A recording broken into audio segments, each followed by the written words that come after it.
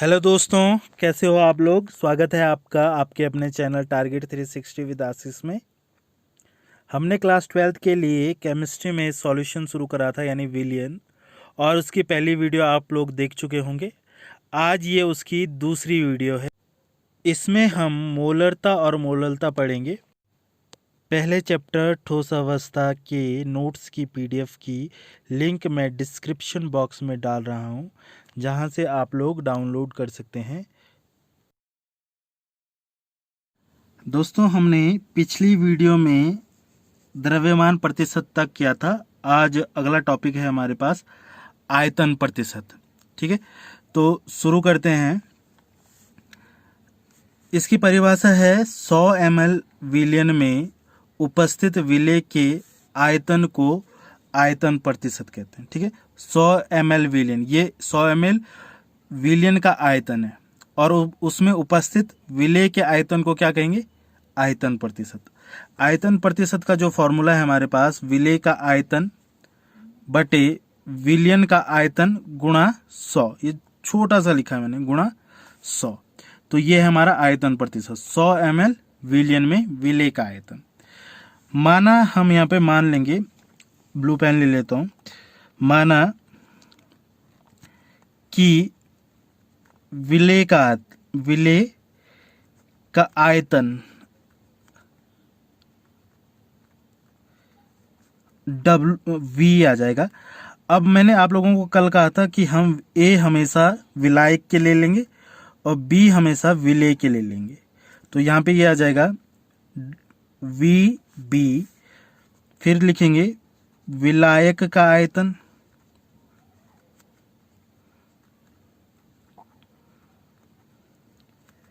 V A, विलयन का आयतन कितना हो जाएगा?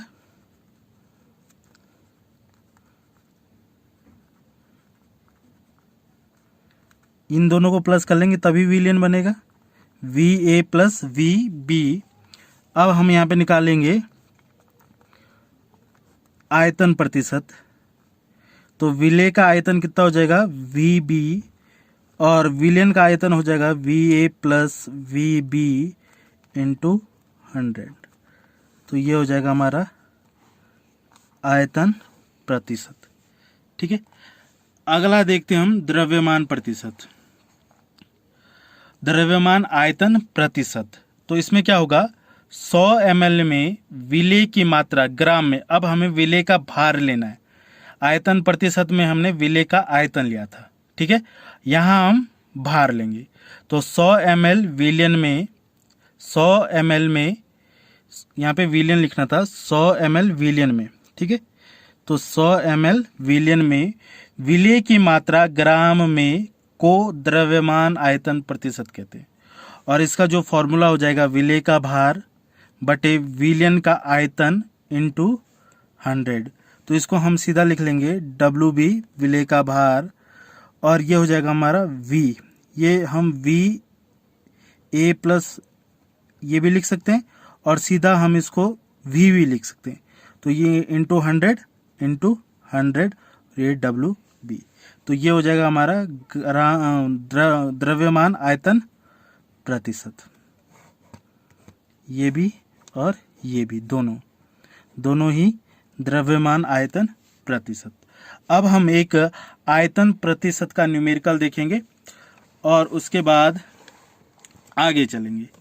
तो ये हमारे पास जो न्यूमेरिकल है, 500 ml में NaCl के आयतन की मात्रा 100 ml है, ये आयतन में दिया है। तो विलेय का आयतन प्रतिशत निकालिए। तो आयतन प्रतिशत निकालेंगे तो विलेय की मात्रा कितनी दे रखी है? 100 ml। ठीक है, और जो विलयन है हमारा वो कितना है? 500 ml। तो ml लिखने की आवश्यकता नहीं, और इसमें ये विलयन दे रखा है। ठीक है, विलायक नहीं। तो 100 ml कितने में है? 500 में, गुणा गया 100 आ जाएगा, 0 से 0 कट जाएगी। ठीक है, 5 को 100 को 5 से डिवाइड देंगे। ठीक है, इसमें क्या करेंगे? में 5 से 100 को डिवाइड देना, भाग देना। तो ये आ जाएगा हमारा 20। काटेंगे इसको, 5 दूनी 10 और ये 0, 20 आ गया, तो ये आ जाएगा हमारा 20%। जो आयतन प्रतिशत होगा हमारा वो आ जाएगा 20%। ठीक है, तो ये है हमारा आयतन प्रतिशत के लिए एक न्यूमेरिकल। द्रव्यमान और द्रव्यमान आयतन प्रतिशत का न्यूमेरिकल नहीं आता, ये इतना इम्पोर्टेंट नहीं है, पर आयतन प्रतिशत और द्रव्यमान प्रतिशत ये थ्योरी में ज़्यादा। अब बात करते हैं हम 11th का एक पोर्शन आता है मोल कॉन्सेप्ट। ठीक है, इसमें कहा गया कि जो परमाणु का भार है उसके लिए एक यूनिट दी गई A1 AMU, यानी एटॉमिक मास यूनिट, और इसमें जो परमाणु का भार होता था वो होता था 1.6 इंटू 10⁻⁻24 ग्राम। और ये जो यूनिट है, ये जो भार है, ये कार्बन परमाणु यानी कार्बन C12 परमाणु होता है, उसके परमाणु भार को 1/12 से गुणा किया गया, यानी 12 से भाग दिया गया, तब जाके हमें एक AMU मिला। और इसका जो मान था 1.6 इंटू 10⁻⁻24 ग्राम। ये 1 AMU को हम 1/NA लिख सकते थे, और ये NA हम पहले भी पढ़ चुके हैं, इसे कहते हैं एवोगैड्रो संख्या। ठीक है, तो अब हम कहेंगे कि एवोगैड्रो संख्या परमाणुओं की संख्या होती है जो 1 मोल परमाणु भार में पाई जाती है। जो वो जिस भार में Na एवोगैड्रो संख्या पाई जाती है या एवोगैड्रो संख्या के बराबर परमाणु पाए जाते हैं, उस भार को हम 1 मोल भार कहते हैं या मोलर द्रव्यमान कहते हैं। अब बात करते हैं मोल की। मोल क्या होता है? तो 1 मोल वो परमाणु, 1 मोल वो संख्या है परमाणुओं की जिसका द्रव्यमान 1 मोलर द्रव्यमान होता है, जिसका परमाणु भार 1 मोलर द्रव्यमान होता है। ये भार और ये मोलर द्रव्यमान बराबर होता है, तो हम ये कह सकते हैं कि 1 एटॉमिक मास में 1 मोल पाया जाता है। 1 एटॉमिक मास में 1 मोल परमाणु पाए जाते हैं, और 1 मोल परमाणु होते हैं एवोगैड्रो संख्या के बराबर, और ये एवोगैड्रो संख्या होती है 6.023 इंटू 10⁻²3। ठीक है, आई बात समझ में? 1 मोल वो संख्या है जिसमें परमाणुओं की संख्या क्या होनी चाहिए? 6.023 इंटू 10⁻²3। अब मैं मोल क्यों पढ़ा रहा हूं आपको? क्योंकि अब आगे जाके हमें मोल के आधार पर ही सांद्रता निकालनी है। अब मोल निकालना भी आप लोगों को आना चाहिए। कैसे निकालेंगे? तो मोल निकालने के लिए परमाणु का दिया गया भार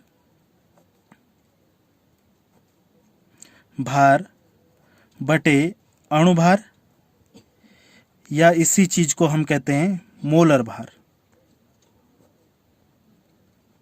ठीक है, इसी चीज को क्या कहते हैं? मोलर भार। और इससे हमें मोल की संख्या मिल जाएगी, और इसको हम स्मॉल n से दिखाते हैं। इसको हम स्मॉल n से दिखाते हैं। चलो आगे चलते हैं। अब बात करते हैं मोलरता की, जो हमारी अगली सांद्रण इकाई है। इसकी परिभाषा इस प्रकार से होगी कि निश्चित ताप पर विलयन के 1 लीटर आयतन में घुलित विलेय पदार्थ के मोलों की संख्या मोलरता कहलाती है, और इसे m से प्रदर्शित, यहाँ पे नहीं लिखा, मैं भूल गया, प्रदर्शित किया जाता है। ठीक है, निश्चित ताप पर विलयन के 1 लीटर आयतन में घुलित विलेय पदार्थ के मोलों की संख्या मोलरता कहलाती है, और इसे m से प्रदर्शित किया जाता है। ये सबसे सरल भाषा की परिभाषा है जो मैंने लिखी है। आपको बुक में इससे कठिन मिलेगी या जटिल परिभाषा मिलेगी। ठीक है, तो अब हम इसका अगर फॉर्मूला लिखें तो क्या लिखेंगे? मोलरता बराबर विलेय पदार्थ के मोलों की संख्या बटे विलयन का आयतन, ये होना चाहिए लीटर में। अब मैंने कहा कि विलेय पदार्थ के मोलों की संख्या, तो मैंने कहा इसे स्मॉल n से लिखते हैं और विलेय के लिए हम b लिखेंगे। और विलयन का आयतन लिखेंगे हम V, और ये होना चाहिए लीटर में।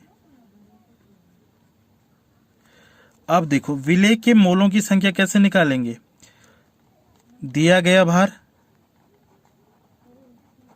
और अणुभार या मोलर भार, और इसको हम लिखते हैं दिया गया भार WB से, और अणुभार या मोलर भार लिखेंगे M से।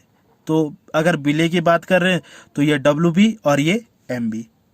अब इस चीज को हम याद रखेंगे, तो देखो WB MB इंटू V, और अगर ये अब ml में है तो इसको लीटर में बदलने के लिए हम 1000 की गुणा कर देते हैं।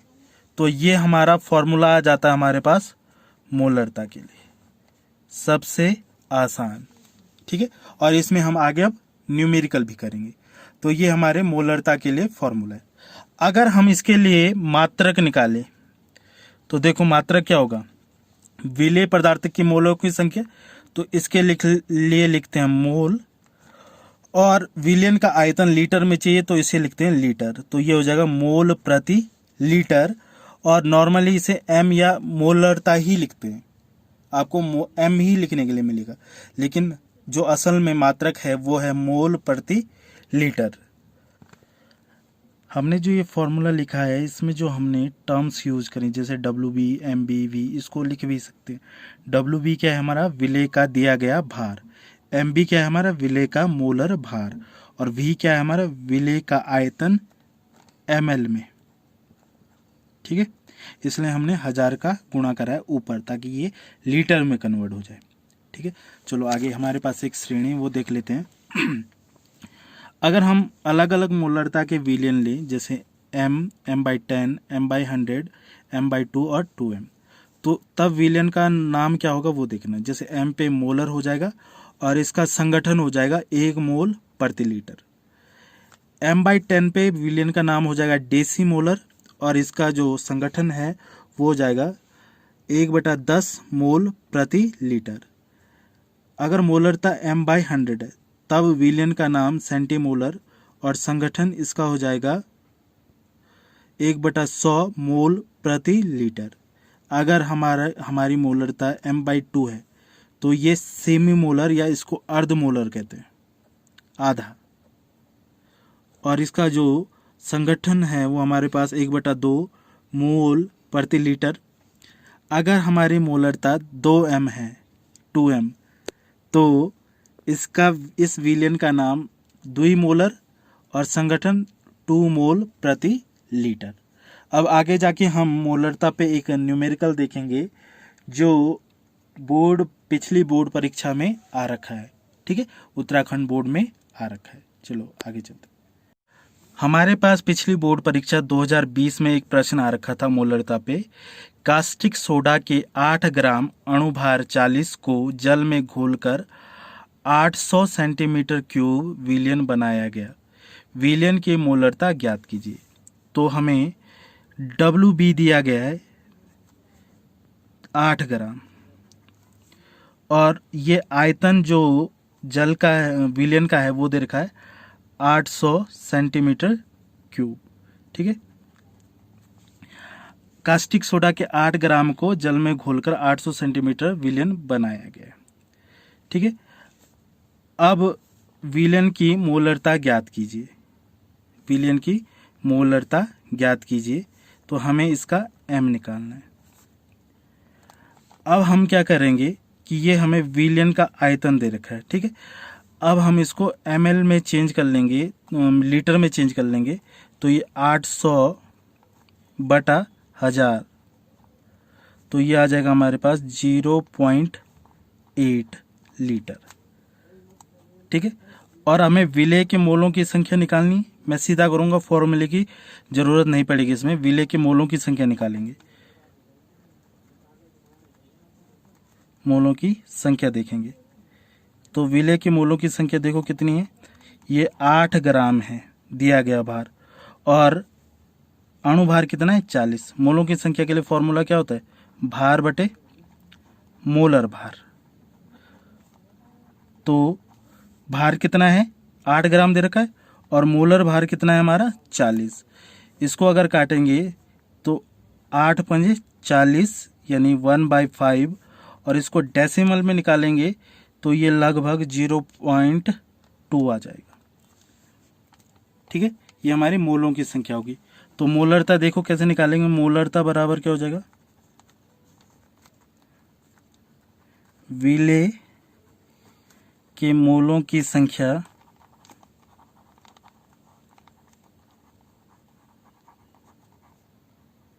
बटे विलयन का आयतन।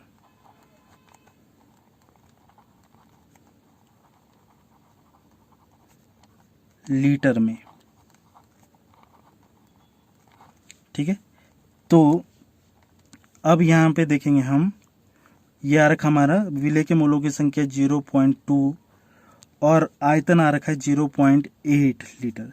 लीटर में है तो हमें इसे चेंज करने की आवश्यकता नहीं है, दशमलव से दशमलव कट जाएगा क्योंकि एक एक अंक के बाद है। 2 से इसे काटेंगे तो 1/4 और इसको काट डिवाइड करेंगे तो ये आ जाएगा 0.25 मोलर।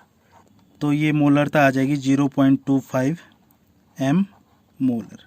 ठीक है, अब यहाँ पे ऊपर देखेंगे थोड़ा सा, ये 800 सेंटीमीटर का विलियन बनाया जाता है। ठीक है, तो ये विलियन दे रखा, वी दे रखा हमें। ठीक है, दूसरा ये सेंटीमीटर में था 800 सेंटीमीटर क्यूब, तो ये सेंटीमीटर क्यूब ml ही होता है। ठीक है, मैं शुरुआत में नहीं बता पाया आपको, पर ये सेंटीमीटर क्यूब ml ही होता है। ठीक है, आगे अगले न्यूमेरिकल पे चलते हैं। तो अगला जो न्यूमेरिकल है हमारे पास ये है, एक 15% H2SO4 विलयन की मोलरता ज्ञात कीजिए। विलयन का घनत्व 1.10 ग्राम सेंटीमीटर माइनस क्यूब और H2SO4 का अणुभार दे रखा है 58 U। ये एक यूनिट है अणु के लिए जिसे कहा जाता है यूनिफाइड यूनिट। ठीक है, इसकी फुल फॉर्म होती है यूनिफाइड यूनिट। तो ये हमें अणुभार दे रखा है H2SO4 का और हमें विलयन की मोलरता निकालनी है। तो विलेय कितना है 15%, इसको हम 15 ग्राम मान सकते हैं। तो विलयन कितना होगा 100%, विलयन 100% होगा, और इसमें विलाय का कितना होगा 85%। इनको हम सीधा 100 ग्राम और इसको 85 ग्राम लिख सकते हैं। ठीक है, अब हमारे पास हमें विलयन का घनत्व दे रखा है, तो पहले घनत्व देखेंगे। घनत्व होता है द्रव्यमान बटे आयतन, और द्रव्यमान हमने निकाल लिया है विलयन का 100 ग्राम। हमें यहाँ से आयतन निकालना है क्योंकि मोलरता के फॉर्मूले में आयतन चाहिए होता है। तो ये घनत्व हमें कितना दे रखा है 1.10, द्रव्यमान है 100 ग्राम और आयतन हमें निकालना है। तो आयतन बराबर यहाँ से आ जाएगा 100 बटे 1.10, और ये सॉल्व करके आएगा 90.9 सेंटीमीटर क्यूब या 90.9 ml। ठीक है, अब हम इसकी मोलरता देख लेंगे। तो वो मैंने डायरेक्ट किया था, इसे मैं फॉर्मूले से कर लेता हूं। तो ये हो जाएगा WB into 1000 MB into V। इसकी वैल्यूज़ हम रखते हैं, देखते हैं वैल्यूज़ क्या क्या है हमारे पास।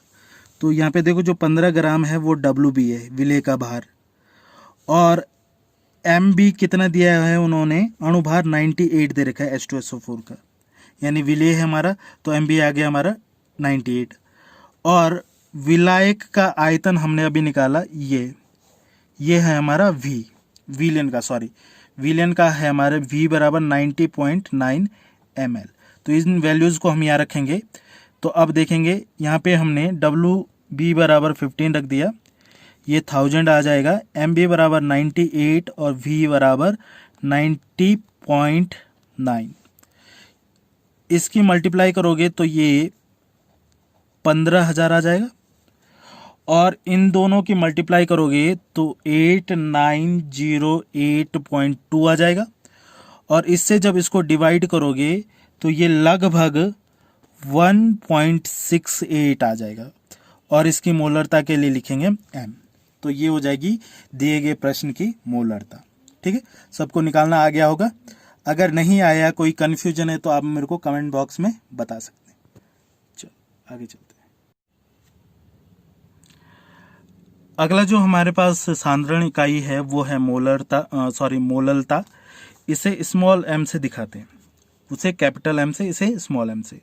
इसकी डेफिनेशन देखेंगे तो निश्चित ताप पर विलायक के 1000 ग्राम में घुलित विलेय पदार्थों के मोलों की संख्या को मोललता कहते हैं और इसे स्मॉल m से प्रदर्शित करते हैं। निश्चित ताप पर विलायक के 1000 ग्राम, मोलरता में क्या लेते हैं, विलयन के 1 लीटर, विलयन का 1 लीटर। और यहाँ विलायक के 1000 ग्राम में घुलित विलेय पदार्थों के मोलों की संख्या को क्या कहा जाता है, मोललता कहा जाता है। इसे स्मॉल m से प्रदर्शित करते हैं। इसका फॉर्मूला देखेंगे तो मोललता बराबर विलेय के मोलों की संख्या बटे विलायक का भार, और इसे हम NB लिख सकते हैं। और विलायक का भार आ जाएगा WA, भार लेना है तो B विलेय के लिए, A विलायक के लिए। ठीक है, और ये भी किस में चाहिए, kg में। अब मैंने आप लोगों को बताया था NB हम निकाल सकते हैं WB विलेय का भार और MB विलेय का मोलर भार। तो अगर इन वैल्यूज को हम यहाँ रखेंगे तो ये हो जाएगा WB upon MB into WA। और अगर ये ग्राम में है तो यहाँ 1000 से गुणा ऊपर, ये आ जाएगा हमारा मोललता। ठीक है, ये है मोललता। अब यहाँ पे हम ये लिख सकते हैं, जहाँ WB विलेय का भार,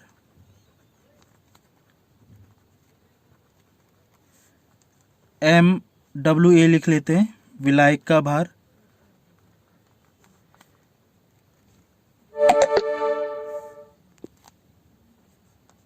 MB लिख सकते हैं विलेय का मोलर भार। ठीक है, तो ये फॉर्मूला हो जाएगा। वैसे हम न्यूमेरिकल करते समय नॉर्मल तरीके से चलेंगे तो भले ही समय लगेगा, लेकिन उसके जो आंसर का सही होने की प्रोबेबिलिटी है, प्रायिकता है, वो अधिकतम है। तो हमें नॉर्मल तरीके से चलना है, एक ही फॉर्मूला लेके चलना है, विलेय के मोलों की संख्या बटे विलायक का भार kg में। तो इसके लिए हम बोर्ड परीक्षा का एक प्रश्न देखेंगे जो 2017 में आ रखा है, 2017 के बोर्ड परीक्षा में आ रखा है। ठीक है, तो प्रश्न है 14.625 ग्राम NaCl को 250 ग्राम जल में विलेय किया गया, प्राप्त विलयन की मोललता ज्ञात कीजिए। तो हमें विलेय का भार दे रखा है, NaCl का जो भार दिया गया है हमें वो है 14.625 यानी विलेय का भार, और WA हमें दे रखा है 250 ग्राम। इसे kg में कन्वर्ट करना है तो हम इसे दे देंगे 1000 से भाग 1230, तो ऊपर 1 2 3 के बाद दशमलव। ठीक है, तो ये आ जाएगा 0.250 kg, 0.250 kg। अब हमें विलेय का मोलर भार चाहिए और विलेय है हमारा NaCl। ठीक है, इसका कैसे निकालेंगे वो देखो। Na का जो परमाणु भार होता है वो 23 और इसका होता है 35.4। इन दोनों को अगर हम जोड़ेंगे तो ये आ जाएगा 58.4 ग्राम। ये है NaCl का मोलर भार जो है 58.4 ग्राम। अब हम यहाँ पे मोलों की संख्या निकालेंगे तो दिया गया भार, विलेय का भार,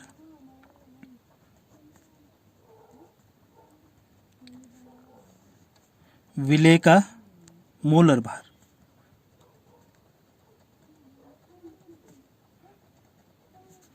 तो अब हम क्या करेंगे, कितना है दिया गया भार 14.625 और ये इसको है, ये है हमारा 58.4। ठीक है, अब जब हम इसको भाग देंगे तो ये लगभग 0.250 आएगा, ग्राम में नहीं, 0.250। ठीक है, ये आएगा। अब हमें निकालनी क्या है, मोललता।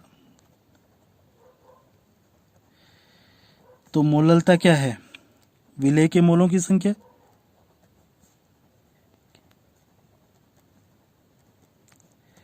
ठीक है, विलेय के मोलों की संख्या बटे विलायक का भार, और ये केजी में। तो ये आ गया हमारा 0.250, और ये भी आ रखा है 0.250। तो इसको काटेंगे तो ये आ जाएगा 1, और इसको लिखेंगे m, यानी एक मोललता या एक मोलल। ठीक है, तो ये है इसका आंसर। अब आगे की साधारण इकाइयाँ करेंगे अगली वीडियो में। और अब आप लोगों को एक काम करना है, अगर आप लोगों को मेरी वीडियोस अच्छी लग रही हैं तो लाइक करना है, शेयर करना है और कमेंट करना है, और चैनल को सब्सक्राइब करना है। ठीक है, और मेरी वीडियोस कैसी लग रही हैं तो इसके लिए कमेंट करिए, अच्छी बुरी जैसी भी कोई सजेशन है तो वो भी। ठीक है।